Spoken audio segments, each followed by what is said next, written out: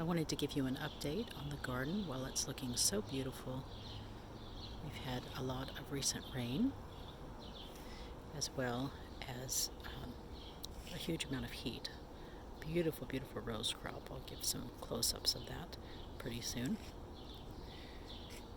And we'll see the willow dome in just a minute. And you see we removed one of our raised beds.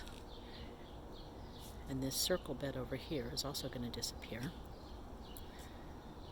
And then we go all the way around. You can see some of my pots. I haven't put out the rest yet. And my front planters and banana trees. Now time for some roses. And you can see in this new perennial bed, we have a hedge of shrub roses that I started from cuttings that's coming up. And there's Chili Pup checking out the salvia. I believe this shrub rose is called Careless Beauty. It is super, super easy to care for, hence the name. And it smells wonderful too. This is Magical Mystery Peony. And you see my irises are finishing up. This rose, we generally get just 1 or 2 roses a year from it, but it is a pretty one. There's Chili Beck. This is the Julia Child's rose.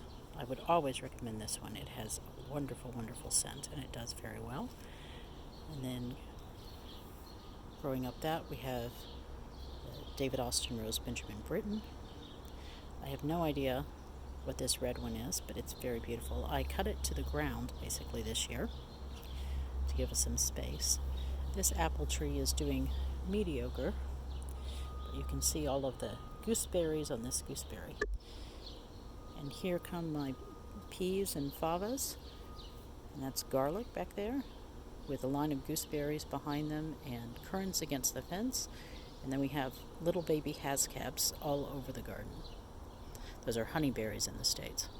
These 3 beds are all tomatoes. We need to get some supports in to hold up the hog wire, since I don't have anything connecting them this year.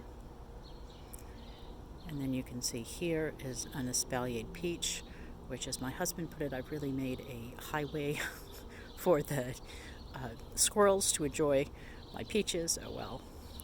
And this is the David Austin Rose Graham Thomas with a clematis coming through it.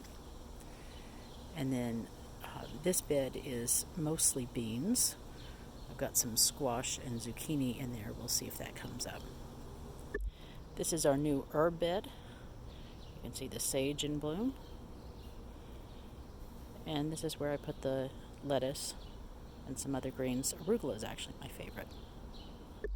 I wanted to give you a good perspective on the willow dome. You can see right over here on the far side, I have started weaving the new growth into the dome.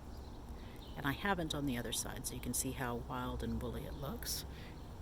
And there's Chili admiring the area. Hi, Chili.